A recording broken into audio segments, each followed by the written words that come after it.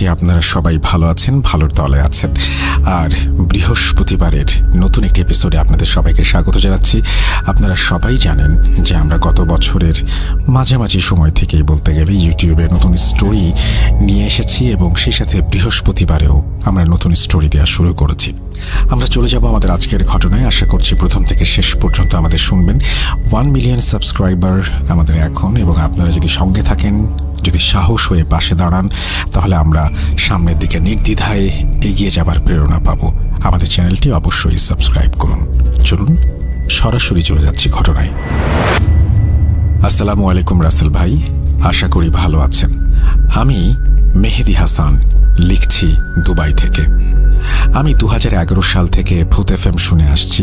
এখন কর্মব্যস্ততার কারণে ভূত.com লাইভ এপিসোড না শুনতে পারলেও সময় পেলে আপনার ইউটিউব চ্যানেল থেকে ঘটনা শুনি। আমার অনেক দিনের ইচ্ছে ছিল একটা ঘটনা পাঠাবো ভূত.com-এ। অনেক আগে একটা ঘটনা পাঠিয়েছিলাম, হয়তো ওই ঘটনাটা গ্রহণযোগ্যতা পায়নি, সেই জন্য সিলেক্টেড হয়নি। আবারও আরেকটা ঘটনা পাঠালাম। ঘটনাটা ভালো লাগলে পড়ে শোনানোর অনুরোধ রইল। ঘটনা শুরু করার আগে ঘটনাটি কিভাবে কার কাছ থেকে সংগ্রহ করেছি সেটা বলি। আমি দুবাই আল নাহদা, ওইখানে একটা বিলাসবহুল ভবনের নিরাপত্তা কর্মী বা ওয়াচম্যান হিসেবে দায়িত্বরত আছি। এখানে আমার বেশ কিছু দেশি বিদেশি বন্ধু রয়েছে। তার ভেতরে অন্যতম হচ্ছে চুকস। চুকস একজন আফ্রিকান নাগরিক। ওর বাড়ি গাম্বিয়ার একটা উপকূল অঞ্চলে। সঙ্গত কারণে জায়গার নাম আমি বলছি না। চুকস আমার বয়সী 28 বা 29 বছর হবে। ওর দাদু বাগলার একজন নাম করা কবিরাজ। দাদুর বয়স বর্তমানে 90 বছর হবে। উনি যেহেতু একজন কবিরাজ, সেই জন্য ওনার অনেক অভিজ্ঞতা রয়েছে এসব বিষয়ে। গাম্বিয়াতে এক ধরনের নৃত্যের আয়োজন করা হয়, ওটাকে বলে কুম্প নৃত্য বা কুম্প নৃত্য। বিভিন্ন খড়খুঁটা দিয়ে ও তাল গাছের পাতা দিয়ে বানানো বিশেষ এক কুম্প ঘন্টার পর ঘন্টা নৃত্য করে থাকে কোনো মানুষ ছাড়া। এই কাজগুলো ওখানকার কবিরাজরা করে থাকেন কালো জাদুর মাধ্যমে। তাছাড়া গ্রামে পাহারা দেওয়ার জন্য ওখানকার কবিরাজরা কাঠের তৈরি পুতুল বানান, এগুলোকে বলে জামবেটু। এই জামবেটুর ভেতরে পিশাচ বন্দি করে সেগুলো দিয়ে গ্রাম পাহারার কাজ করা হয়ে থাকে। আপনারা জানেন যে পুরো আফ্রিকা মহাদেশ জুড়ে ভয়ঙ্কর ভয়ঙ্কর কালো জাদুর চর্চা করা হয়। এই পাগলার দাদু তার কবিরাজি জীবনে অনেক ভয়ঙ্কর সাধনা করেছেন, অনেক বড় বড় জিনের মোকাবেলা করেছেন। তো আজকে আমি পাগলার দাদুর একটা ভয়ঙ্কর অভিজ্ঞতা এখানে শেয়ার করব, যেটা আমি চুকসের কাছ থেকে শুনেছি। তো চলুন ঘটনা শুরু করা যাক।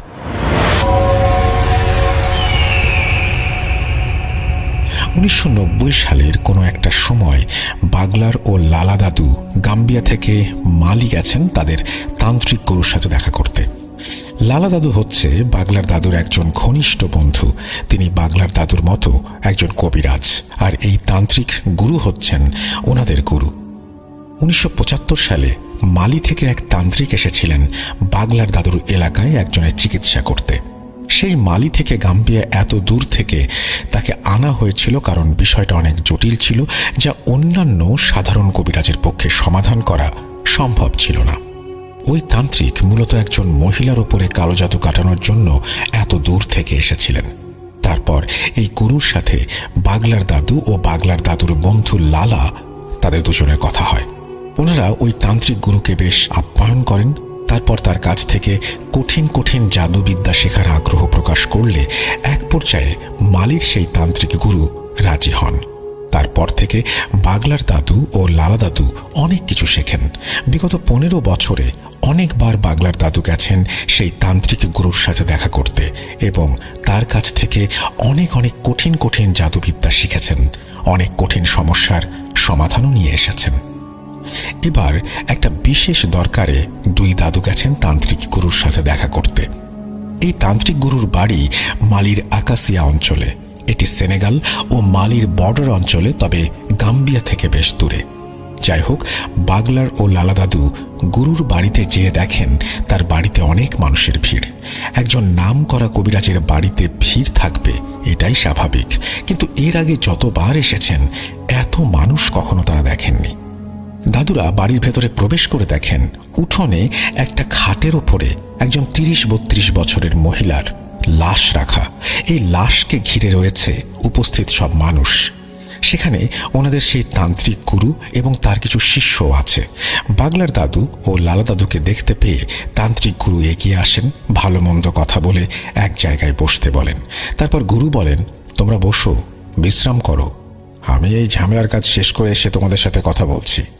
দাদুরা অপেক্ষা করতে করতে একসময় ঘুমিয়ে যান, কেননা জার্নি করে তারা অনেক ক্লান্ত ছিলেন। কতক্ষণ ঘুমিয়েছিলেন জানেন না। একসময় গুরুর ডাকে তাদের ঘুম ভাঙে। ঘুম থেকে ওঠার পরে গুরু বলেন, এইবার তোমরা দুইজন একসাথে আসছো, নিশ্চয়ই কোনো বিপদ হয়েছে। তখন দাদুরা বলেন, হ্যাঁ গুরুজি, আমরা অনেক বড় বিপদে পড়েছি। তখন গুরুজি বলে, সব শুনবো, তার আগে আমি একটু ফ্রি হই। আমি নিজেও অনেক বড় বিপদে আছি, আর তোমাদেরকে আমার এখানে 2 দিন থাকতে হবে। কোনো আপত্তি থাকলে বলো। যাই হোক, গুরুর কথা শুনে দাদুরা বলে, কি যে বলেন গুরুজি আপনি, আপনার কাছে থাকতে পারা আমাদের সৌভাগ্যের ব্যাপার। 2 দিন কেন, তার বেশি দিনও থাকতে রাজি আছি। আপনি শুধু বলেন কি করতে হবে আমাদের। তখন গুরু বলেন, চলো খাওয়া দাওয়া করে নেওয়া যাক, তারপর বলছি। খাওয়া দাওয়া শেষ করে গুরুজি বলেন, আমাদের একটা প্রতিবেশীর বাড়ির পেছনে এই লাশটা পাওয়া গেছে, যেটা তোমরা উঠোনে খাটের উপরে দেখেছ। এই লাশ নিয়ে একটু ঝামেলার ভেতরে আছি। আজকে সকালে এই লাশটা আমাদের গ্রামের এক প্রতিবেশীর ঘরের পেছনে পাওয়া যায়। ওই প্রতিবেশীর ঘরটা হচ্ছে একটা পরিত্যক্ত নির্জন জায়গার পাশে। আমি ওই প্রতিবেশীর একটা ছদ্মনাম ব্যবহার করছি, ধরেন তার নাম এরিক। এখন এরিকদের ঘরের পেছনে একটা লাশ পাওয়া গেছে। এই ঘটনা আশেপাশের লোকজন জানতে পারে। তখন সবাই এরিকের বাড়িতে ভিড় জমায়। কে এই মেয়ে, এই লাশ এখানে এলো কিভাবে, এরকম প্রশ্ন আসতে থাকে চারপাশ থেকে। কিন্তু এরিক ও তার পরিবার বারবার বলছে তারা কিছু জানে না, এটা একটা ষড়যন্ত্র। মজার বিষয় হচ্ছে, এটা কার লাশ সেটা কেউ জানে না। এই মহিলাকে কেউ আগে কখনো দেখেছে বলেও মনে করতে পারে না। এক পর্যায়ে এলাকাবাসী ও এরিকদের ভেতরে কথা কাটাকাটি শুরু হয়। তারপর শুরু হয় মারামারি। সবাই এরিককে সন্দেহ করে। কিছু যুবক এরিককে মারতে থাকে। খবর পেয়ে আমিও ছুটে গেলাম এরিকদের বাড়িতে। যেয়ে দেখি বেচারা বেধড়ক মার খাচ্ছে। আমি যেয়ে সেখানে বাধা দেই, জানতে চাই কি হয়েছে। সবকিছু শোনার পরে আমি ওই মহিলার লাশের কাছে যেয়ে খুব আতঙ্কিত হই। আমি দেখি মেয়েটার চোখের মণি দুটো দিয়ে রক্ত বের হচ্ছে, আর গলায় আঙুলের চিহ্ন। তখন আমি উপস্থিত মহিলাদের উদ্দেশ্যে বলি, আচ্ছা তোমরা দেখো তো তার শরীরে কোনো আঘাতের চিহ্ন আছে কিনা। তখন এক মহিলা লাশটাকে ভালো করে দেখে। এক সময় সে বলে, গুরুজি, এই মেয়েকে খুব নির্মমভাবে শ্বাসরোধ করে হত্যা করা হয়েছে। সে সহ্য করতে পারেনি, তাই চোখ নাক মুখ দিয়ে রক্ত বেরিয়ে আসছে। মেয়েটার স্বাস্থ্য ভালো ছিল। তখন আমি বলি, তোমরা একটু পানি ঢেলে পরিষ্কার করো, তারপর আমি দেখছি কি করা যায়। তারপর আমি গ্রামের মুরব্বীদের সাথে কথা বলি। আমি বলি যে এই হত্যার সাথে এরিকের কোনো সম্পর্ক নেই, তোমরা ওকে ছেড়ে দাও। ওই মেয়ের হত্যা আমার কাছে কেমন যেন সন্দেহজনক লাগছে। আমাদের সামনে বিপদ হতে চলেছে, অশুভ কিছুর লক্ষণ পাচ্ছি। তাছাড়া ভাগ্য ভালো, পুলিশ এখনো বিষয়টি জানেনি, জানলে কেউ পার পাবে না।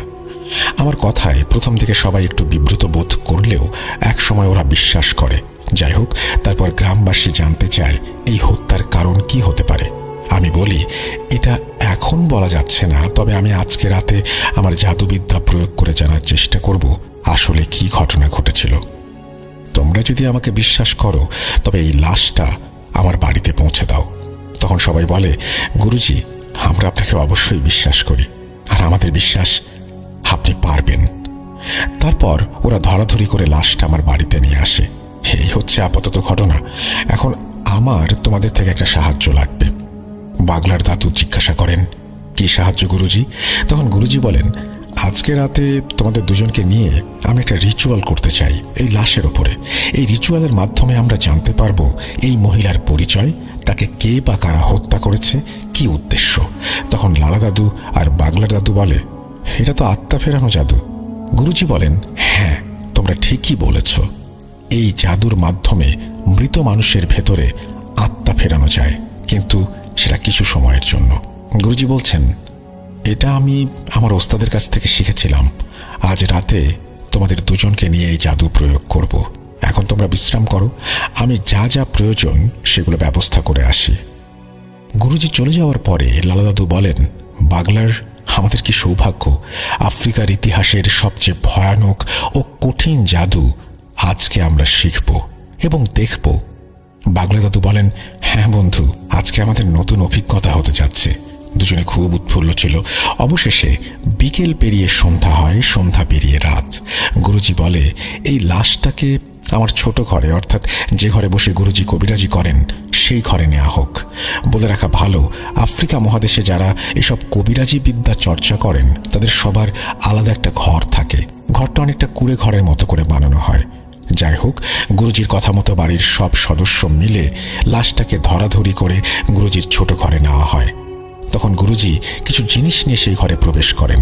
তার ভেতরে ছিল সরু দুটো কাঠ, রশি, কিছু ছোট বাটির মতো মাটির পাত্র, একটা বড় মাটির পাত্র, কিছু ছাগলের চর্বি যেগুলো রোদে শুকিয়ে মমের মতো করা হয়েছিল, একটা লাল কাপড় আর আগুন জ্বালানোর জন্য ছোট ছোট কাঠের টুকরো। গুরুজি প্রথমে লম্বা কাঠ দুটোকে লাশের দুই পাশে রাখেন। তারপর ডান হাত ও ডান পা একটা কাঠের সাথে বেশ শক্ত করে বেঁধে দেন। বাকি কাঠের সাথে বাম পা ও বাম হাত একইভাবে বেঁধে ফেলেন। এরপর মাটির বাটিগুলোতে একটু তেল ও ছাগলের চর্বি ঢেলে দিয়ে কাপড় মোড়ানো রশির মতো বানানো, অর্থাৎ আলো জ্বালানোর জন্য যে ফিতা বানানো হয় সেরকম করে লাশের চারপাশে গোল করে একটু জায়গা রেখে গণ্ডির মতো করে রাখলেন। একটা গ্যাপ রাখলেন যাতে 3 জনের বসতে অসুবিধা না হয়। এরপরে বড় বাটিতে যেটা ছিল একটা গামলা বা বোলের আকারের, সেই পাত্রে কাঠের টুকরো সাজিয়ে তেল ঢেলে দিলেন।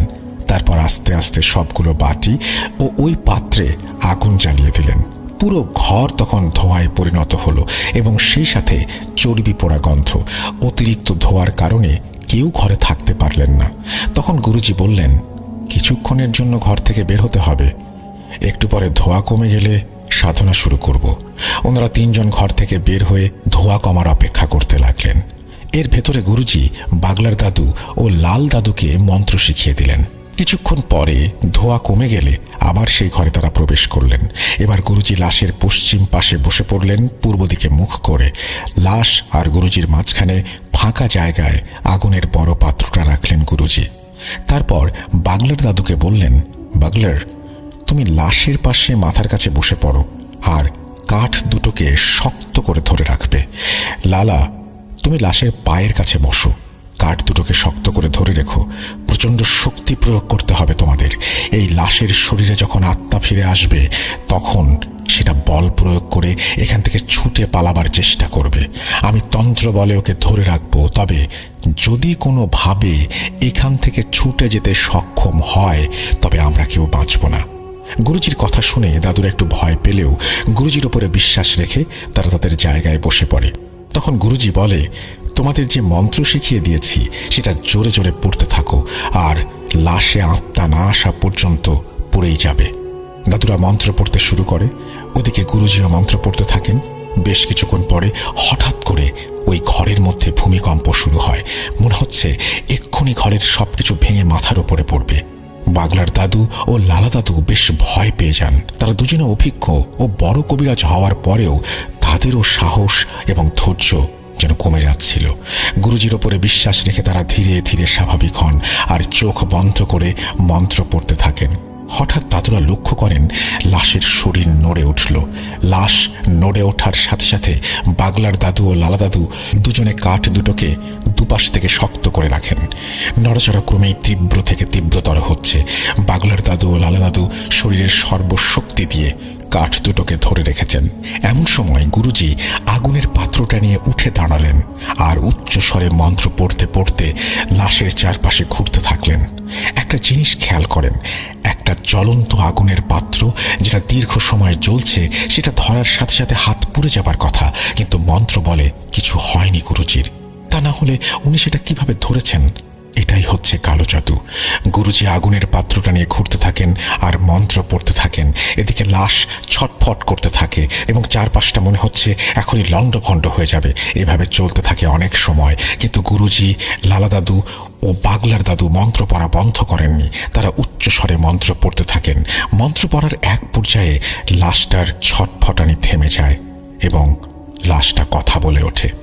যখন লাশটা কথা বলে ওঠে তখন গুরুজি দাঁড়িয়ে যান আর তার মন্ত্র পড়া বন্ধ করে দেন। লাশটা বলে ওঠে, কি রে কবিরাজ, আমাকে কেন ডেকেছিস? এটা শোনার পরে গুরুজি বলেন, তোমার পরিচয় দাও। তখন এই লাশের ভেতরে থাকা আত্মা বলে ওঠে, আমি তোর কথা শুনতে বাধ্য না। চুকসের দাদুর বর্ণনা অনুযায়ী ওটা ওই লাশের আত্মা ছিল। আমরা মুসলিম, আমরা বিশ্বাস করি মৃত মানুষের আত্মা কখনো ফিরে আসে না। হতে পারে সেটা তার কারেন জিন অথবা কোনো পিশাচ বা অন্য কিছু। যাই হোক, প্রথমে ওই আত্মাটি কথা বলতে রাজি হচ্ছিল না। তারপর বিভিন্নভাবে তাকে বিভিন্ন কায়দায় রাজি করানো হয় এবং এক পর্যায়ে গুরুজি সক্ষম হন। গুরুজি একটা ওয়াদা করার পরেই লাশটি কথা বলে ওঠে। গুরুজি কি ওয়াদা করেছিলেন সেই বিষয়ে একটু পরে আসছি। ওই মহিলার আত্মা বলে, আমার নাম নায়রা, ছদ্মনাম। আমার বাড়ি বামাকো, অর্থাৎ মালির রাজধানী। আমি খ্রিস্টান। আমার বিয়ে হয়েছে মাত্র 3 বছর। আমার বাবা মা কেউ জীবিত নেই। আমার ভাই বোন সবার বিয়ে হয়ে গেছে। তারা সবাই আলাদা আলাদা পরিবার নিয়ে থাকে। আমার স্বামী ফ্রেডি, ছদ্মনাম, ছোটখাটো একটা ব্যবসা করে। বেশ সুখে আমাদের দিন কাটত। সেই সুখ আর সইল না। ফ্রেডি অন্য এক নারীর সাথে সম্পর্ক গড়ে তোলে আর আমাকে অবহেলা অবজ্ঞা করতে শুরু করে। এক পর্যায়ে আমি আমার স্বামীর নামে আমার ভাই বোন ও তার পরিবারের কাছে নালিশ করি। বিষয়টা আমার স্বামী অস্বীকার করে। তারপর তার এমন মিথ্যাচার আমি মেনে নিতে পারি না। আমাদের বাড়িতে আমাদের ভেতরে তুমুল ঝগড়া হয় এবং এক পর্যায়ে আমি তাকে ডিভোর্স দেওয়ার সিদ্ধান্ত নেই আর তাকে জানিয়ে দেই আমি আদালতে দাঁড়াবো তার বিরুদ্ধে। এটা শোনার পরে সে কিছুটা স্বাভাবিক হয়। তারপর তার পরিবার ও আমার পরিবার সবার কাছে সে প্রতিজ্ঞা করে সবকিছু ঠিক হয়ে যাবে। এরপর বেশ কিছুদিন আমার স্বামী আমার সাথে খুব ভালো ব্যবহার করে। তার এমন পরিবর্তন দেখে আমি বেশ খুশি হই। এর প্রায় 1 মাস পরে আমার স্বামী ফ্রেডি আমাকে বলে, তোমাকে নিয়ে অনেক দিন কোথাও ঘুরতে যাওয়া হয় না, চলো কোথাও ঘুরে আসি। আমি খুশি হই। তখন সে বলে আমাদের এই অঞ্চলে যাওয়া উচিত। তারপর সে এই জায়গার কথা বলে। আমিও রাজি হয়ে গেলাম। তারপরে আমার স্বামী আমাকে এই গ্রামে নিয়ে আসে। যেদিন ফ্রেডি আমাকে হত্যা করে সেদিন সন্ধ্যায় ফ্রেডি বলে, তোমাকে একটা জিনিস দেখাবো, চলো যাওয়া যাক। আমিও সরল মনে তার কথায় রাজি হয়ে গেলাম। ফ্রেডি আমাকে হত্যা করার আগে কৌশলে ঘুমের ঔষধ খাওয়ায়। আমার প্রচুর ঘুম পাচ্ছিল। সেটা তাকে বললে সে হোটেলে নেয়ার কথা বলে। কৌশলে এখানে নিয়ে এসে আমাকে গলা টিপে হত্যা করে।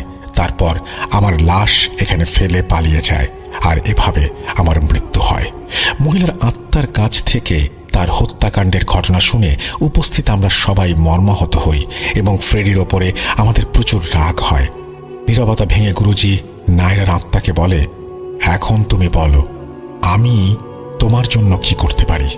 তখন নায়রার আত্মা বলে, আমার এই নির্মম হত্যার বিচার চাই আর আমার লাশটা আমার ভাই বোনদের কাছে পাঠিয়ে দিলে আমার আত্মা শান্তি পাবে।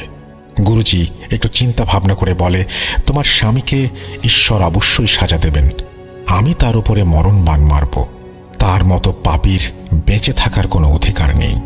কিন্তু তোমার লাশ নিয়ে এখন যদি তোমার বাড়িতে যাই তাহলে আমরা বিপদে পড়ে যাব। আইনি ঝামেলা হবে অনেক। যেহেতু তোমার স্বামী তোমাকে হত্যা করেছে তার কোনো সাক্ষী নেই আর সেটা প্রমাণ করার জন্য আইনি প্রক্রিয়ার ভেতর দিয়ে যেতে হবে। অনেক ঝামেলা হবে। আমাদের গ্রামে নিরীহ মানুষগুলো বিপদে পড়বে। অনেক ভোগান্তি হবে সবার। তার চেয়ে আমরা সবাই মিলে তোমাকে এখানে তোমার ধর্ম অনুযায়ী দাফন করি। আমি তোমাকে কথা দিচ্ছি, ফ্রেডির ওপরে আমি ভয়ঙ্কর কালো জাদু করব। ওকে ভয়ানক মৃত্যু দেব। নায়রার আত্মা প্রথমে রাজি না হলেও অনেক বোঝানোর পরে অবশেষে রাজি হয়। তখন গুরুজি ফ্রেডির ও নায়রার নাম, ঠিকানা, বাবা মায়ের নাম সবকিছু নায়রার আত্মার কাছ থেকে জেনে নেয়। এরপরে গুরুজি নায়রার আত্মাকে নায়রার শরীর থেকে মুক্ত করে দেন। পরের দিন গুরুজি গ্রামের কিছু মুরব্বীকে ডেকে সবকিছু খুলে বললেন। সবাই সবকিছু শুনে বলে, গুরুজি আপনি যেটা ভালো মনে করেন সেটা করেন, আমাদের সবার মতামত আছে। তারপর নায়রাকে স্থানীয় একটি খ্রিস্টান কবরে দাফন করা হয়। দাফন শেষে বাগলার দাদু ও লালা দাদুকে উদ্দেশ্য করে গুরুজি বলেন, চলো ফ্রেডির ব্যবস্থা করা যাক। বাগলার দাদু জিজ্ঞাসা করে, গুরুজি আপনি কি করতে চান? মানে কোন ধরনের কালো জাদু করতে চান ফ্রেডির ওপরে?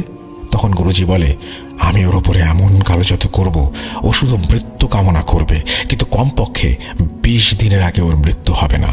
বাগলার দাদু আবার জিজ্ঞাসা করে, এটা কি জাদু? তখন গুরুজি বলেন, আমি ওর উপরে এমন মরণ বান মারব তাতে ওর প্রচণ্ড মাথা ব্যথা হবে, সেই সাথে চোখও ব্যথা হবে। মাথা ব্যথা, চোখ ব্যথায় ও কিছু খেতে পারবে না, ঘুমোতে পারবে না, দুনিয়ার কোনো ডাক্তার কবিরাজ ওকে ভালো করতে পারবে না। আমি সেই ব্যবস্থা করব। এভাবে ছটফট করতে করতে একদিন ও মারা যাবে, এটা হবে ওর শাস্তি। তারপর গুরুজি ফ্রেডির ওপরে বান মারেন। বান কিভাবে মারা হয়েছে সেটা চুকস জানতে পারেনি, আর এই ঘটনার মূল বিষয়ও সেটি নয়। এখন ঘটনার মূল পার্ট শুরু করব। এটা বর্ণনা করার আগে একটু বলে রাখি, এমন ঘটনা আমি অন্তত কখনো শুনিনি। এটা আমার জীবনের সম্পূর্ণ ভিন্ন একটা অভিজ্ঞতা, যেমনটা আমি শুনেছি বা জেনেছি। যাই হোক, সব ঝামেলা শেষ করে গুরুজি বাগলার দাদু ও লালা দাদুর উদ্দেশ্যে বলে, তোমরা তো দেখলে কত বড় বিপদের ভেতরে ছিলাম, আর সেই জন্য তোমাদের কাছ থেকে ভালো করে জানতে পারছিলাম না তোমাদের আসার উদ্দেশ্য কি। এখন বলো কি সমস্যা? তখন বাগলার দাদু বলেন, গুরুজি, আমাদের গ্রাম পাহারা দেওয়ার জন্য আমরা যে জানবেটু ব্যবহার করি, বেশ কিছুদিন ধরে সেই জানবেটুগুলো খুঁজে পাচ্ছি না। ওই জানবেটুর ভেতরে থাকা জিনগুলোকে অনেক ডেকেও হাজির করতে পারছি না। আমি আর লালা অনেক চেষ্টা করেছি জানবেটুর পাহারার জিনগুলোকে হাজির করতে, কিন্তু ব্যর্থ হয়েছি। আর আমাদের যে সকল বার্তাবাহক বা মুকবির জিন আছে, ওদের কাছে জিজ্ঞাসা করেছে জানবেটুর সম্পর্কে, কিন্তু ওরা কোনো খবর দিতে পারেনি। ওরা শুধু এতটুকু বলেছে, এই অঞ্চলে শয়তানের ছায়া দেখতে পাচ্ছি, এর বেশি কিছু আর বলতে পারেনি। আপনি নিশ্চয়ই জানেন জানবেটু আসলে কি। জানবেটু হচ্ছে এক ধরনের কাঠের পুতুল, যেটার ভেতরে জিন বন্দি করে আফ্রিকান কবিরাজরা গ্রাম পাহারা দেওয়ার ব্যবস্থা করে, বিশেষ করে আফ্রিকার উপকূলীয় অঞ্চলগুলিতে। যাই হোক, গুরুজি জিজ্ঞাসা করে, তোমাদের জানবেটুগুলো নিখোঁজ কতদিন থেকে? তখন দাদুরা বলে, তা প্রায় 10 দিন হবে। আমাদের অন্যান্য জিনেরা যখন বলল এই গ্রামের শয়তানের ছায়া দেখতে পাচ্ছি, তখন আমরা খুব চিন্তায় পড়ে যাই। আর এই শয়তান কে বা কারা, কেন আমাদের জানবেটুগুলোকে আক্রমণ করলো, আর কি উদ্দেশ্য নিয়ে তারা এখানে এসেছে, এইটা জানার অনেক চেষ্টা করেছি, কিন্তু ব্যর্থ হয়েছি। আমাদের অনুগত যত জিন আছে, কেউ কোনো সঠিক তথ্য দিতে পারেনি। এরা শুধু এতটুকু বলেছে এই গ্রামে শয়তানি কর্মকাণ্ড করা হচ্ছে, তবে সেটা খুব গোপনে। এই শয়তানগুলো কোনো উদ্দেশ্য নিয়ে এখানে আসছে, আমাদের জিন সেটা বলতে পারেনি। তারা অনেক চেষ্টা করেও কোনো খবর সংগ্রহ করতে পারেনি। জানবেটুগুলো যেহেতু সবসময় এলাকা পাহারা দেওয়ার কাজ করে, তাই ওরা সর্বপ্রথম ওই জানবেটুর ভেতরে থাকা জিনগুলোকে হত্যা করেছে অথবা বন্দি করে নিয়ে গেছে। এর ভেতরে দুটো ঘটনা ঘটে গেছে, যে ঘটনা দুটো নিয়ে পুরো গ্রামের মানুষ আতঙ্কিত। গুরুজি জিজ্ঞেস করলেন, কি সেই ঘটনা? বাগলা দাদু বললেন, জানবেটুগুলো নিখোঁজ হবার 2 দিন পরে আমাদের গ্রামের একটা ছেলে জিয়ান কাজ শেষ করে নদীর পাড় দিয়ে বাড়ি ফিরছিল। এক জায়গায় এসে জিয়ান দেখতে পায় একটু দূরে দুটো অবয়ব দাঁড়িয়ে আছে। এটা দেখে জিয়ান খুব অবাক হয়। জিয়ান আস্তে আস্তে এগোতে থাকে। একটু কাছে আসার পরে জিয়ান বুঝতে পারে ওই অবয়ব দুটো আসলে দুটো মানুষ। তারা কালো কাপড় পরা আর নদীর ভেতরে ঠিক হাঁটু পানিতে দাঁড়িয়ে আছে। আবছা আলোয় জিয়ান লক্ষ্য করে লোক দুটোর হাত দুটোয় দুটো পাত্র দেখা যাচ্ছে। তারা পাত্র দুটো ধরে ওখানে দাঁড়িয়ে আছে। জিয়ান মনে মনে ভাবে, এই লোক দুটো কে, আর তারা এই হাঁটু পানির মধ্যে দাঁড়িয়ে কি করছে? চোর না তো আবার? জিয়ান বুদ্ধি করে নদীর পাড়ে থাকা একটা গাছের আড়ালে লুকিয়ে পড়ে আর উঁকি মেরে দেখতে থাকে আসল ঘটনা কি ঘটেছে। জিয়ান দেখে লোক দুটো অজানা ভাষায় কিছু পড়ল, তারপর পাত্রের ভেতরে থাকা তরল কোনো একটা জিনিস নদীর পানিতে ঢেলে দিল। জিয়ান বুঝতে পারে এরা কোনো সাধারণ মানুষ না, এরা নিশ্চয়ই কোনো কবিরাজ বা তান্ত্রিক। জিয়ান লক্ষ্য করে ওই তরল জাতীয় জিনিস যখনই পানিতে ঢেলেছে, তখনই ওই জায়গার পানি পাক খেতে শুরু করেছে। তখন ওই কবিরাজ দুটো নদী থেকে কিনারায় উঠে ওই গাছের দিকে আসতে থাকে, যেই গাছের পেছনে জিয়ান লুকিয়েছিল। লোক দুটোকে তার দিকে আসতে দেখে জিয়ান প্রচণ্ড ভয় পায়। তখন সে মনে মনে আল্লাহকে ডাকতে শুরু করে। জিয়ান মুসলিম ছিল, সে তার জানা যত দোয়া আছে সব পড়তে থাকে আর মনে মনে আল্লাহকে বলে, হে আল্লাহ, আমার উপরে রহমত করো, লোক দুটোর হাত থেকে আমাকে রক্ষা করো। এক সময় লোক দুটো জিয়ানের অনেকটা কাছে এসে নদীর দিকে মুখ করে দাঁড়িয়ে থাকে। ওদিকে জিয়ান খেয়াল করে নদীর ভেতরে পাক ক্রমেই বেড়ে চলেছে, আর সেই পাকের ভেতর থেকে উঠে আসে বিশাল একটা কচ্ছপ। এত বড় কচ্ছপ জিয়ান আগে কখনো দেখেনি। আকারে সেটা একটা মানুষের থেকে দ্বিগুণ হবে, আর উচ্চতায় মানুষের সমান। দানবীয় এমন একটা কচ্ছপ দেখে জিয়ান প্রচণ্ড ভয় পায়। ওর ইচ্ছে করে একটা চিৎকার দিয়ে এখান থেকে পালিয়ে যেতে, কিন্তু গাছের আড়াল থেকে বেরিয়ে আসার সাথে সাথে সে ধরা পড়ে যাবে সেই ভয়ে, আর সেখান থেকে বের হতে পারে না। জিয়ান দেখে কচ্ছপটা ধীরে ধীরে ওই লোক দুটোর কাছে আসছে। কচ্ছপটা ওই লোক দুটোর সামনে এসে থেমে যায়। তারপর জিয়ান যেটা দেখে সেটা দেখার জন্য সে মোটেও প্রস্তুত ছিল না। সে দেখে কচ্ছপটার মাথা বেরিয়ে আসলো, কিন্তু সেটা কোনো কচ্ছপের মাথা না, সেটা একটা মানুষের মাথা। এই মাথাটা অনেক ভয়ঙ্কর এবং বিভৎস। যেটুকু আবছা আলোয় দেখা যায় সে আলোয় জিয়ান দেখে ওর মাথায় চুলগুলো জট বাঁধা, মুখের মাংসগুলো পচন ধরা, আর দুই মুখে কাটা কাটা চিহ্ন। মনে হচ্ছে চিহ্নগুলো কেউ ধারালো ছুরি দিয়ে কেটে ফেলেছে। কাটা জায়গায় মাংস বেরিয়ে আসছে, চোখগুলো গোল গোল, চোখের কোটর জুড়ে গোল কালো দাগ। এমন ভয়ঙ্কর জিনিস দেখে জিয়ানের দম বন্ধ হয়ে যাওয়ার উপক্রম। তার শরীর রীতিমতো কাঁপতে শুরু করে। জিয়ান চিৎকার দিতেও পারে না। জিয়ান তার হাত দিয়ে নিজের মুখ চেপে ধরে। এমন সময় ওই কচ্ছপরূপী জিনটা মানুষের মতো কথা বলে ওঠে। এটা দেখা ও শোনার পর জিয়ান আর নিজেকে ধরে রাখতে পারে না, সে সেখানে অজ্ঞান হয়ে যায়। পরের দিন সকালে গ্রামের কিছু মানুষ জিয়ানকে অজ্ঞান অবস্থায় ওই গাছের নিচে পায়।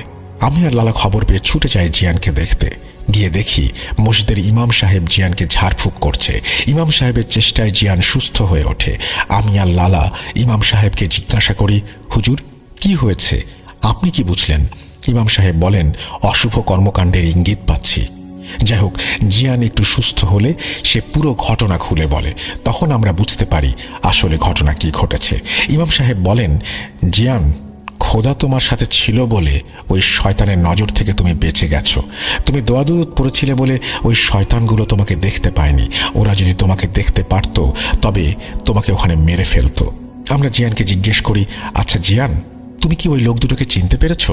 জিয়ান বলে, তাদেরকে চিনি না।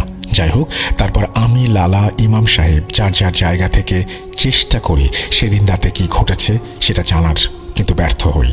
এই ঘটনার 2 দিন পরে লালাদের এক প্রতিবেশীর কন্যা সন্তান নিখোঁজ হয়। বাচ্চার বয়স ছিল 3 মাস। বাড়ির ভেতর থেকে বাচ্চা নিখোঁজ হওয়ার বিষয়টা আমাদের সবাইকে নাড়া দিয়েছে। আমরা সবাই বুঝতে পারছি খুব ভয়ানক কিছুর আবির্ভাব হয়েছে আমাদের এলাকায়। এই রহস্য উদ্ঘাটন ও তার সমাধান করার মতো ক্ষমতা আমাদের এখনো হয়নি। এই জন্য গুরুজি আমাদের এত দূর থেকে আপনার কাছে আসা। কিছু একটা করুন। সব কিছু শুনে গুরুজি বলেন, আচ্ছা আমি দেখছি কি করা যায়। আজ গভীর রাতে আমি আমার শক্তিশালী এক জাদুকরী মুখবির জিনকে পাঠাবো তোমাদের এলাকায় তথ্য সংগ্রহ করার জন্য। তখন বাগলার দাদু বলে, গুরুজি, আমাদের সকল মুখবির জিন ফেল করেছে, আপনার জিন কি পারবে? তখন গুরুজি মুচকি হেসে বলে, বাগলার, ও হচ্ছে সেই জিন যে স্বয়ং শয়তানের করা মায়াজাল কাটাতে সক্ষম। তোমরা চিন্তা করো না, যাও বিশ্রাম করো, আমি আগে দেখি ওখানে কি হচ্ছে। সেদিন রাতেই গুরুজি আসনে বসেন। আমরা দুজন শুয়ে পড়ি। ভোরে গুরুজির ডাকে আমাদের ঘুম ভাঙে। তখন গুরুজি বলে, বাগলার, তোমরা তৈরি হয়ে নাও, আমাদের এক্ষুনি বেরোতে হবে। বাগলা দাদু জিজ্ঞাসা করে, গুরুজি আমরা এখন কোথায় যাচ্ছি? গুরুজি বলেন, কোথায় আবার? তোমাদের এলাকায়। শয়তানের সাথে মোকাবেলা করতে হবে না? গুরুজি আমাদের সাথে যাচ্ছেন শুনে আমি আর লালা তো দারুণ খুশি। তখন গুরুজি বলেন, বাগলার, এই কবিরাজি জীবনে অনেক কিছু দেখেছি, অনেক কিছু শুনেছি। আমার গুরু যিনি ছিলেন উনি আমাকে সবসময় একটা কথা বলতেন, যদি শয়তানের সাথে লড়াই করতে করতে মৃত্যু হয় তবে সেই মৃত্যুতে ঈশ্বর খুশি হন। শয়তানের কাছে কখনো মাথা নত করবে না। এই বৃদ্ধ বয়সে এসে এমন একটা সুযোগ আমি পেয়ে যাব ভাবতে পারিনি। তোমাদের দুজনকে ধন্যবাদ আমার কাছে আসার জন্য। চলো যাওয়া যাক তোমাদের এলাকায়। তাছাড়া অনেক দিন হলো আমার বোনটাকে দেখি না। সমস্যার সমাধান করব, বোনের সাথেও দেখা করব। মালির গুরুজির একজন বোনের বিয়ে হয়েছে গাম্বিয়াতে, অর্থাৎ 1975 সালে এই গ্রামে এসে, অর্থাৎ বোনের বাড়িতে এসে। তখন বাগলা দাদু ও লালা দাদু জিজ্ঞাসা করে, গুরুজি আমাদের এলাকায় কি হচ্ছে সেটা তো বলবেন। গুরুজি বলে, সব যাত্রাপথে বলবো, দেরি করো না, তৈরি হয়ে নাও এক্ষুনি। তারপর ওনারা তিনজন মালি থেকে চুক্সদের এলাকা গাম্বিয়ার দিকে রওনা দেন। যাত্রাপথে গুরুজি সবকিছু খুলে বলেন দুই দাদুকে। গুরুজি বলেন, তোমরা ঘুমানোর পরে আমার সবচেয়ে শক্তিশালী মুখবির জিনকে তোমাদের এলাকায় পাঠাই। সে সেখানে যায়। কিছুক্ষণ পরে সে ফিরে এসে আমাকে যে তথ্য দেয় সেটা শোনার পরে আমার পিলে চমকে যায়। আমার মুখবির জিন আমাকে বলেছে, গুরুজি, আমি গ্রামের সব জায়গায় খুঁজে কিছু না পেয়ে যখন নদীর পাড়ে যাই, তখন আমি 3টা শয়তানের অনুসারী জিনকে দেখতে পাই। ওরা আমাকে দেখার সাথে সাথে আমাকে বিদ্যুতের গতিতে আক্রমণ করে বসে। শয়তানের অনুসারীর একটা বড় অংশ হচ্ছে ইফরিত সম্প্রদায়ের জিন। তারা অনেক শক্তিশালী ও দ্রুতগামী হয়। আমরা ধরে নিলাম ওগুলো ইফরিত জিন ছিল, কিন্তু আমি তাদেরকে প্রতিহত করতে সক্ষম হই। তারপর ওরা পালিয়ে যায়। যাবার সময় আমাকে বলে, আমাদের শয়তানের খোদা ও তার মেয়ে, আমাদের মা তোদের দেখে নেবে। আমি বলি, কে তোদের শয়তানের খোদা? তার মেয়ে? তখন ওরা বলে, আমাদের শয়তানের খোদা আর কেউ নয়, স্বয়ং শয়তান ইবলিশ আর তার মেয়ে নাজালি। একটা কথা বলে রাখি, বিভিন্ন ধর্ম অনুযায়ী শয়তানকে বিভিন্ন নামে ডাকা হয়। আমি এখানে ইবলিশ শব্দটা ব্যবহার করেছি। যাই হোক, গুরুজি বলেন, শয়তান ইবলিশের অনেকগুলো সন্তান রয়েছে। এই ইবলিশের সন্তানগুলো এক একজন এক একটা অপকর্মে লিপ্ত। কেউ মানুষের ভেতরে দ্বন্দ্বের সৃষ্টি করে, কেউ মানুষকে বিপথে নিয়ে যায়, কেউ সংসারের অশান্তি করে। আরও যত অপকর্ম আছে, এই সব শয়তানের ছেলে মেয়েও শয়তান নিচে করে। তার ভেতরে নাজালি একজন। এই নাজালি নামের অর্থ মহামারী। নাজালি একটা আফ্রিকান শব্দ, সম্ভবত ইকবো অথবা ইবো ভাষায় কথা বলে চুক্স। এখানে আমি যে নামগুলো ব্যবহার করব সব এই আফ্রিকান ভাষায় হবে। যাই হোক, এদের প্রত্যেকের আবার বিশাল বাহিনী আছে। এই মহামারীর কাজ হচ্ছে ডাঙায় ও পানিতে মহামারী সৃষ্টি করা। তোমাদের নদীতে পানিকে দূষিত করে মানুষের ভেতরে রোগ ছড়ানোর জন্য তোমাদের এই নদীটাকে সে এখন বেছে নিয়েছে। যেহেতু এটা আফ্রিকান মহাদেশের ভেতরে অনেক বড় একটা নদী, অনেক জায়গায় দেখা যায় একটা নদীর পানি হঠাৎ দূষিত হয়ে রোগ ব্যাধি হয়ে শত শত মানুষ মারা যাচ্ছে। কোনো ডাক্তার বা কবিরাজের ওষুধে কাজ হচ্ছে না, অথচ বছরের পর বছর ওই এলাকার সবাই ওই নদীর পানি ব্যবহার করে আসছে। তাহলে হঠাৎ করে নদীর পানি এভাবে দূষিত হয়ে পড়ল কিভাবে? অনেকে হয়তো সায়েন্টিফিক কোনো ব্যাখ্যা দেবে, পরিবেশগতভাবে হতে পারে এটা বলবে, কিন্তু কেন? তার পেছনে একটা কারণ হচ্ছে এই শয়তানের মেয়ে মহামারী ও তার অনুসারী। আর তাদেরকে এই কাজে সাহায্য করে সামান্য ক্ষমতার লোভে মানুষরূপী কিছু শয়তান। তোমাদের গ্রামের ভেতরে যে দুজন পাগল আছে, ওরা আসলে পাগল না, ওরা হচ্ছে শয়তানের অনুসারী। তোমাদের জান বেটুর ভেতরে থাকা জিনকে হত্যা করেছে ওরা। আর লালার প্রতিবেশীর মেয়েকে এই দুজন শয়তানের মেয়ে নাজালির নামে বলি দিয়েছে। ওই দুই শয়তান তান্ত্রিক সারাদিন পাগলের নাটক করে আর রাতের বেলা তারা এই সমস্ত অপকর্ম চালায়। সেদিন জিয়ানের দেখা কালো কাপড় পরা ওই শয়তান তান্ত্রিক দুটোই হচ্ছে তারা। মূলত ওরা পাগল সেজে ঘুরে বেড়ায় আর দেখে কোনো বাড়িতে ছোট বাচ্চা আছে কিনা। ওরা অন্য এলাকা থেকে আরও 2টো বাচ্চাকে তুলে এনে তোমাদের ওই নদীর পাড়ে বলি দিয়েছে। ওরা এই পর্যন্ত 3টা বলি দিয়েছে। দূরে হওয়ার জন্য তোমরা বাকি দুজনের কথা জানতে পারোনি। এভাবে যখন 13টা বাচ্চার বলি দিতে সক্ষম হবে, তখন ওরা অনেক শক্তিশালী হবে। আজ এই নদীর পানি দূষিত হয়ে মহামারী শুরু হবে। এতে এই গ্রামসহ এই দীর্ঘ নদীর পানি যারা ব্যবহার করে সবার ভেতরে রোগ ছড়াবে আর হাজার হাজার মানুষ মারা যাবে। সেদিন জিয়ানের দেখা সেই কচ্ছপরূপী শয়তানটা হচ্ছে বিমরু। এই বিমরু হচ্ছে নজলির খুব কাছের একটা শক্তিশালী শয়তান জিন।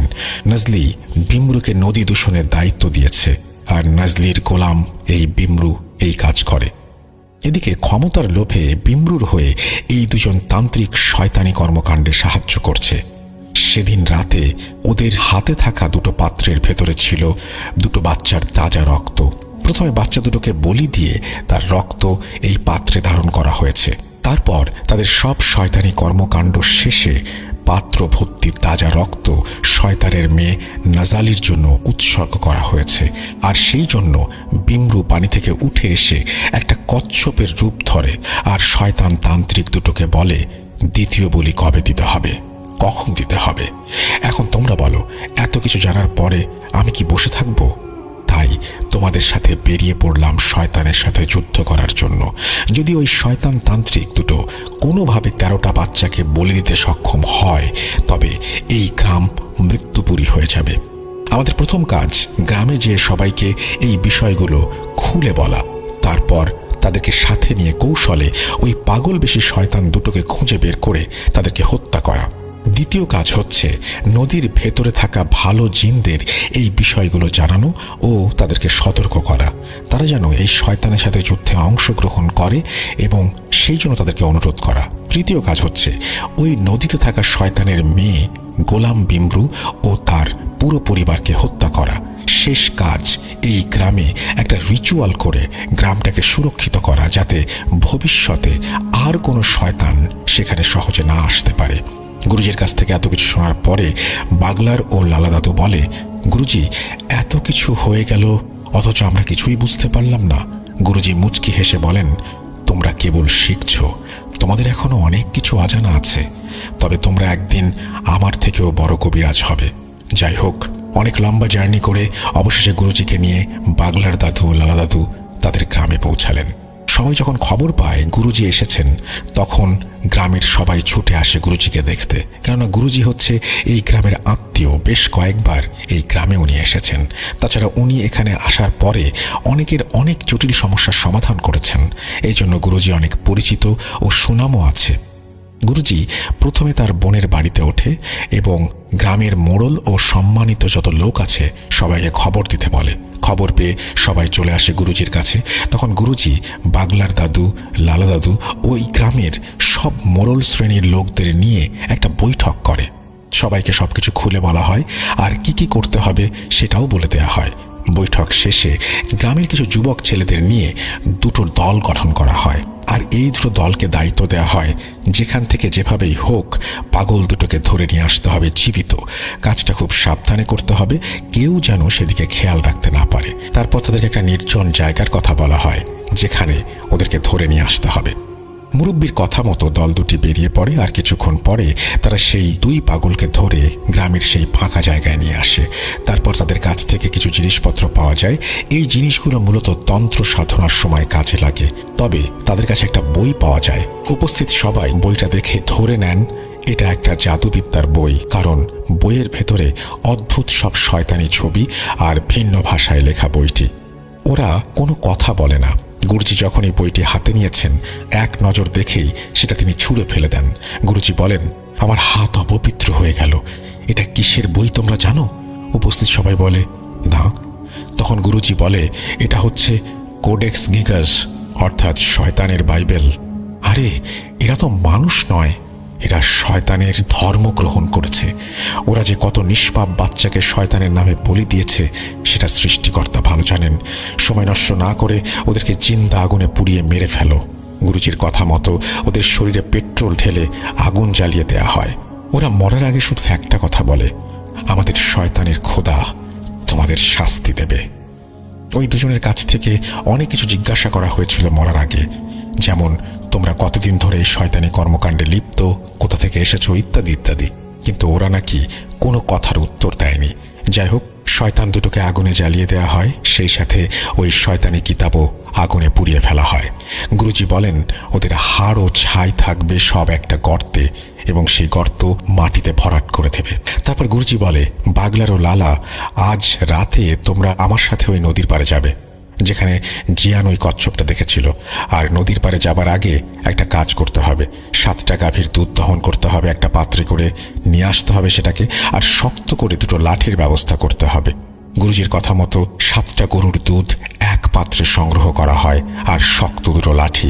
তারপর পাত্রটি গুরুজির হাতে দেয়া হয়। গুরুজি বলেন, এবার চলো নদীর পাড়ে যাওয়া যাক।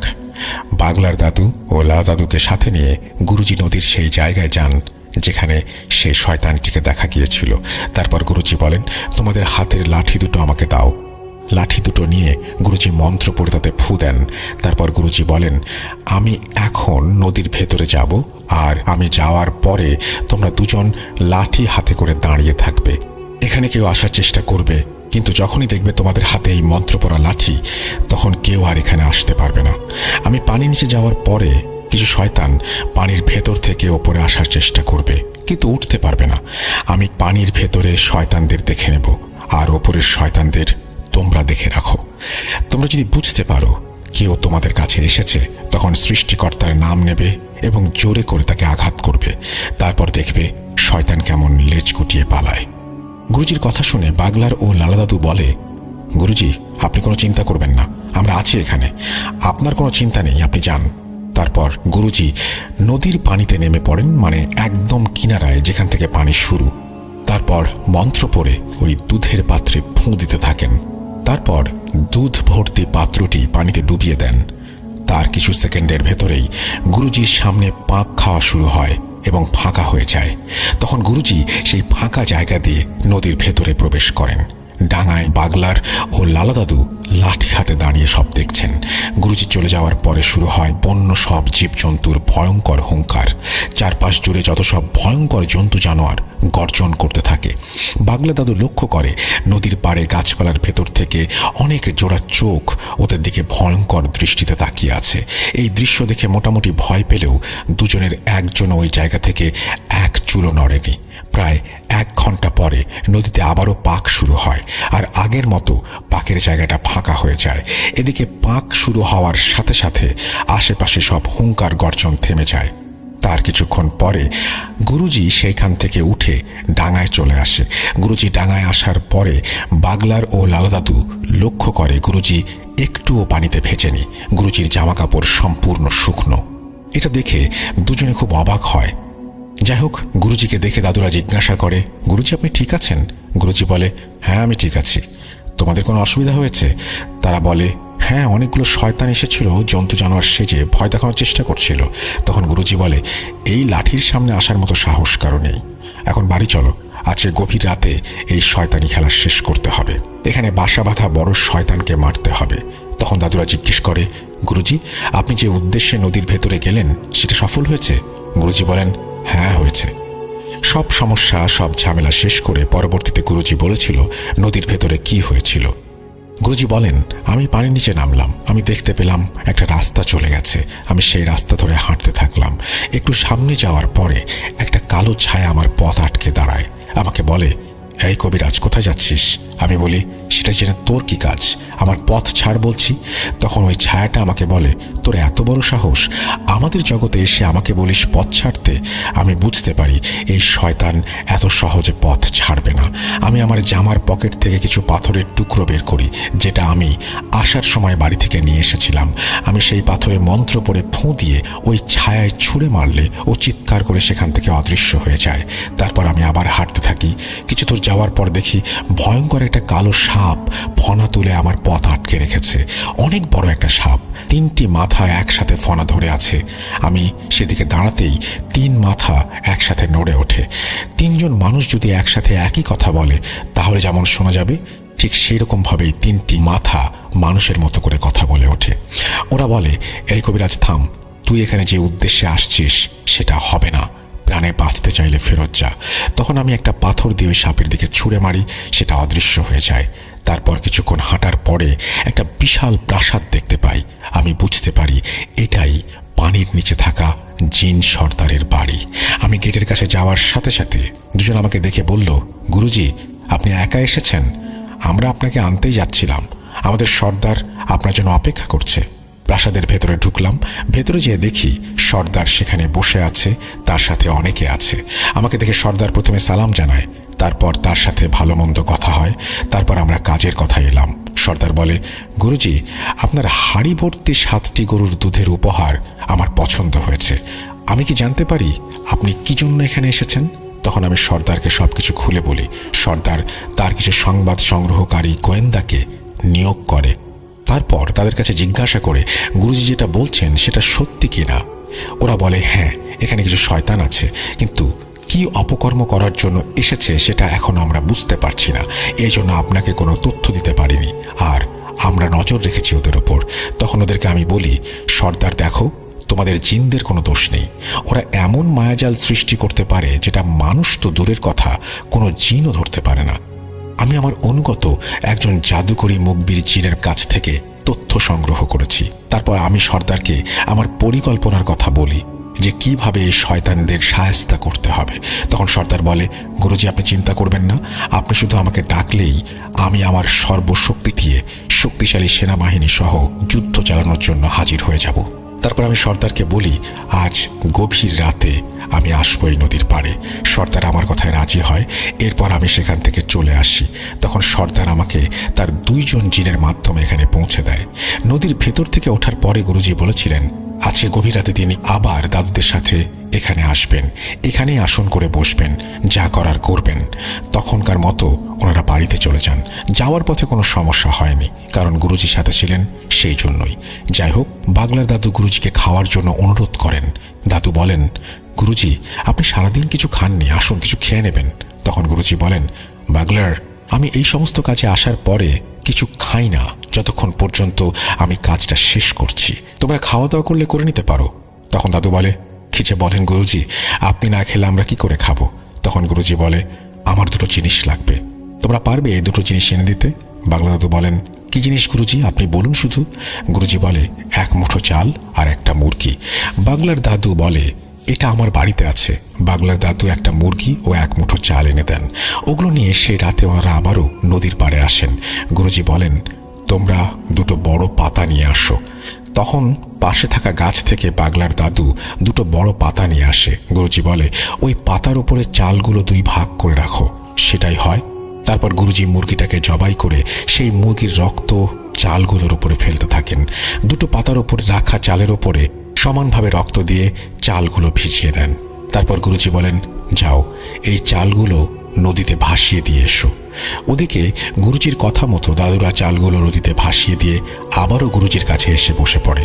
তখন গুরুজি নদীর পাড়ে বড় একটা গণ্ডি কেটে সেখানে বাগলার দাদু ও লালা দাদুকে গণ্ডির ভেতর 2 পাশে বসতে বলেন, আর গুরুজি মাঝখানে বসে পড়েন নদীর দিকে মুখ করে।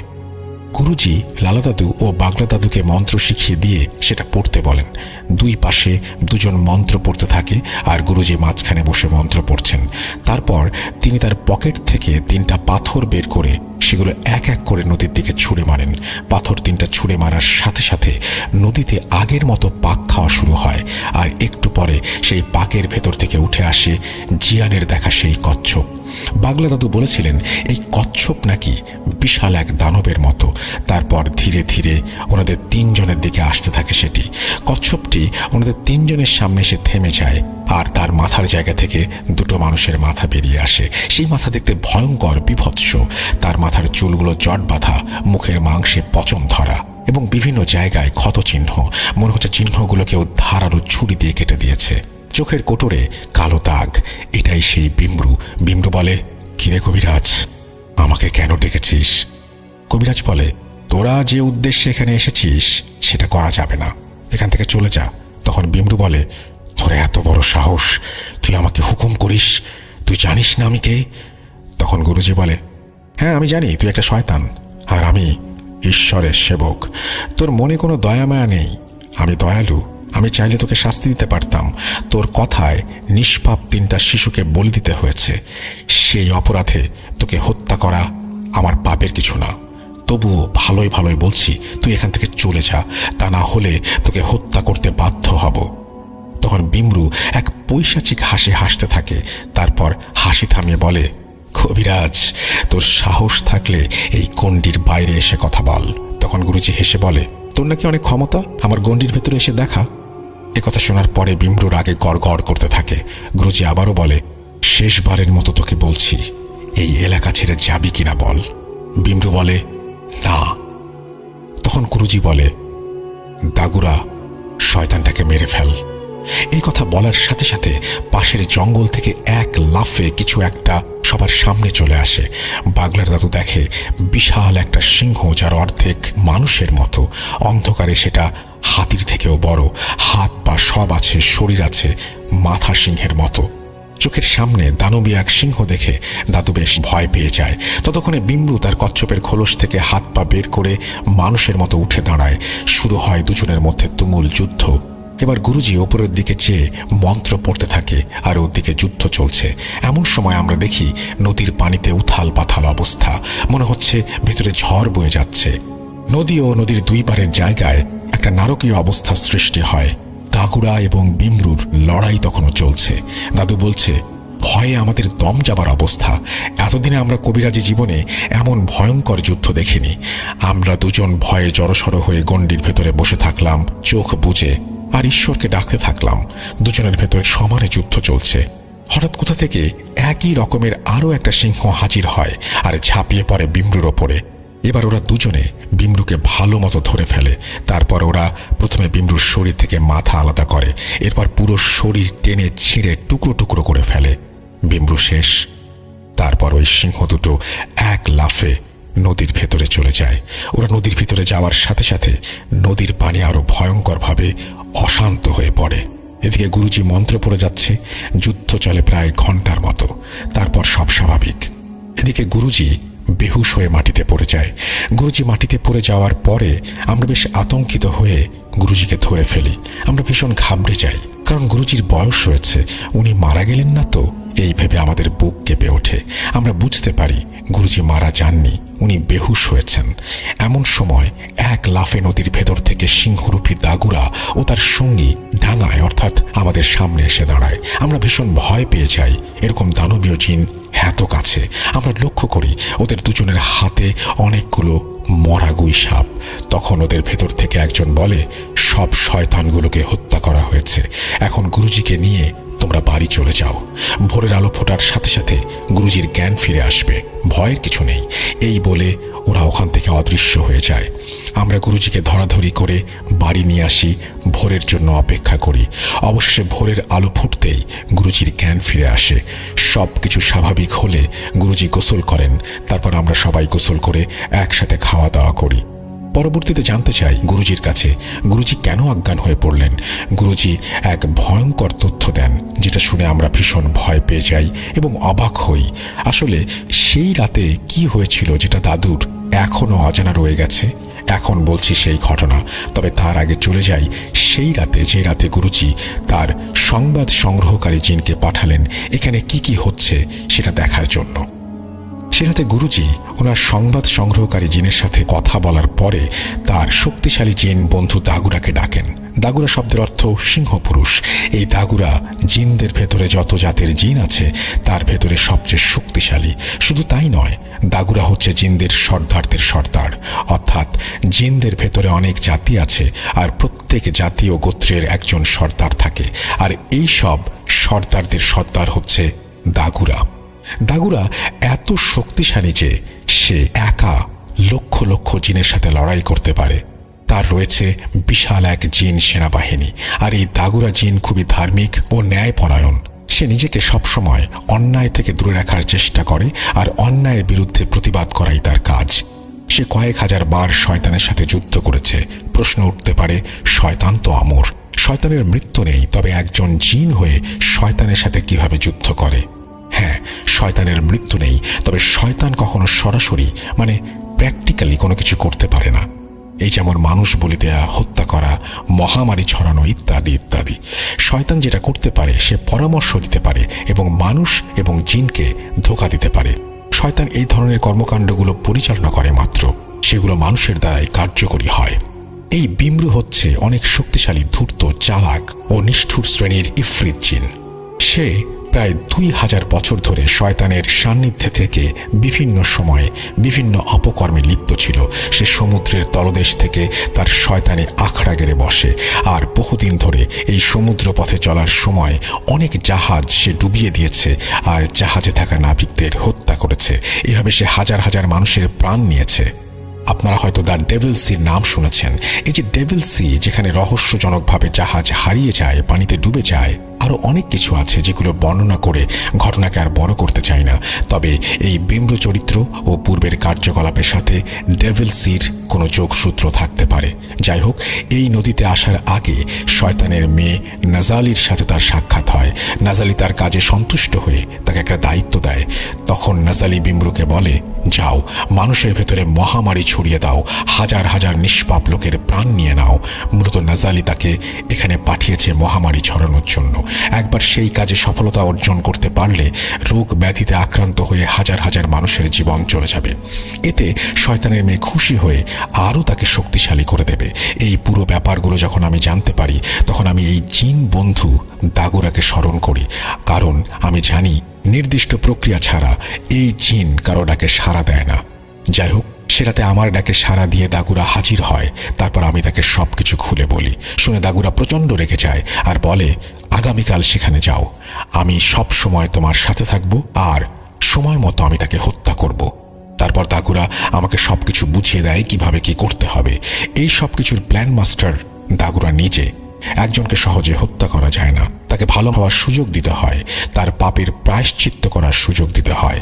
সেই জন্য দাগুরা আমাকে বলেছিল, তুমি প্রথমে তাকে বলবে সেখান থেকে চলে যেতে। আমি জানি সে যেতে চাইবে না, তারপরও তুমি সেটা বলবে। সে যখন অস্বীকার করবে তখন শুধু আমাকে ডাক দেবে। আমি প্রস্তুত থাকবো বিমরুর সাথে যুদ্ধ করার জন্য। তারপরের ঘটনা তোমরা সবাই দেখেছো, অনেক কিছুই দেখেছো, আবার অনেক কিছু দেখতে পারোনি। বাগলার দাদু জিজ্ঞেস করলো, গুরুজি আমরা কি দেখিনি? তখন গুরুজি বলে, আমরা যখন মুরগির জবাই করে রক্তের সাথে চাল মিশিয়ে নদীতে ভাসিয়ে দিলাম, এটা ছিল রিচুয়ালের একটা অংশ। মূলত সেখান থেকেই শুরু হয় যুদ্ধের প্রস্তুতি। ওদিকে পানির সর্দার বুঝতে পারে সময় এসে গেছে যুদ্ধের। সে তার সেনাবাহিনী নিয়ে প্রস্তুত হচ্ছিল। যখন বিমরু আমাদের সামনে আসে, ঠিক তখন দাগুরা তার সেনাবাহিনী নিয়ে আকাশে লুকিয়েছিল। দাগুরা তার সেনাপতিকে দায়িত্ব দিয়ে নিজে জমিনে নেমে আসে বিমরুর সাথে লড়াই করার জন্য। তোমরা কি জানো, যুদ্ধ শুধু ডাঙা এবং পানিতে হয়নি, যুদ্ধ আকাশেও হয়েছে।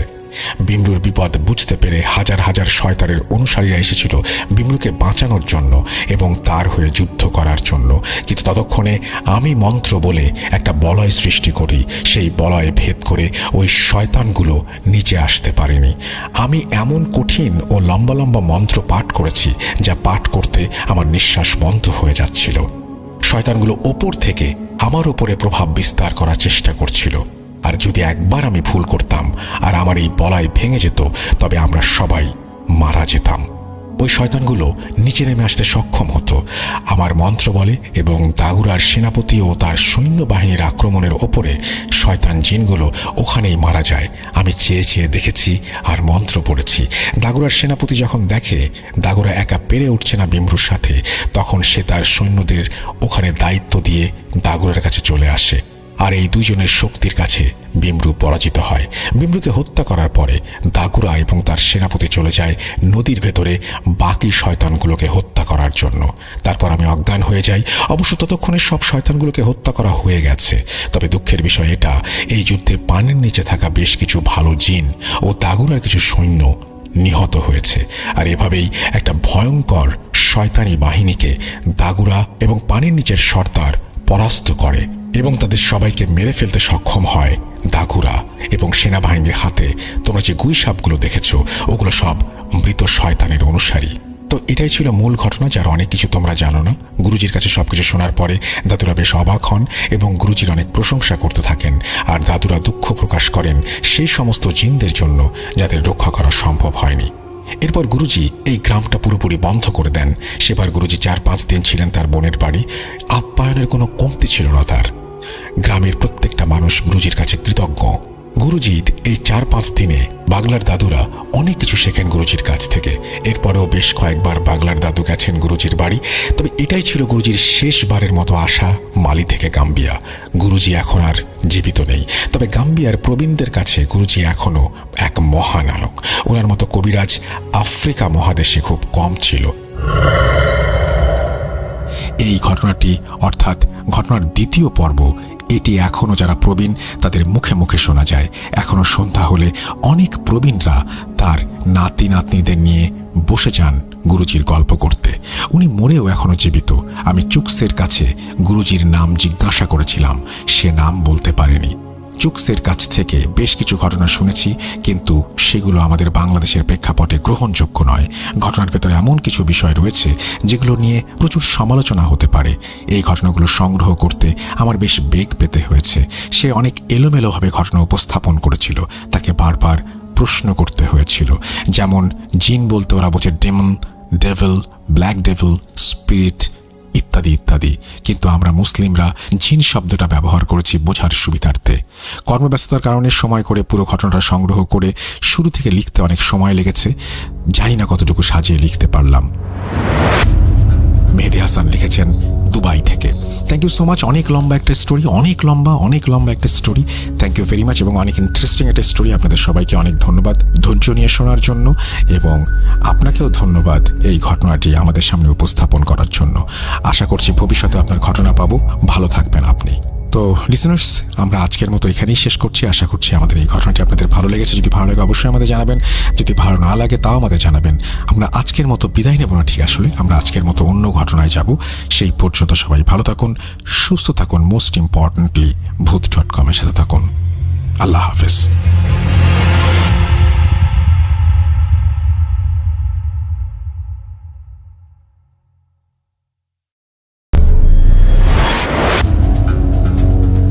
যেভাবে লেখা আছে আমি সেভাবেই পড়ছি। লিখছেন, আমার নাম মীর রাজু। আমি চাই ঘটনাটি পড়ে শোনান।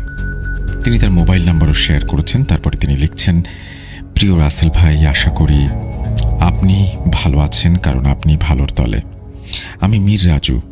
আমার বাড়ি ফেনী জেলার সোনাগাজী উপজেলায়। ব্যস্ততার কারণে স্টুডিওতে এসে আমার পক্ষে ঘটনা বলা সম্ভব না, তাই পড়ে শোনালে খুশি হব। ঘটনা শুরু করার আগে বলে রাখা ভালো, আমি এর আগে আমার সাথে ঘটে যাওয়া একটা ঘটনা প্রথম ভূত.com শেয়ার করেছিলাম, কিন্তু আমার ঘটনাটি সিলেক্টেড হয়নি। ভেবেছি আর কখনো ঘটনা পাঠাবো না। কিন্তু গত কয়েকদিন আগে আমার এলাকার এক বড় ভাইয়ের কাছ থেকে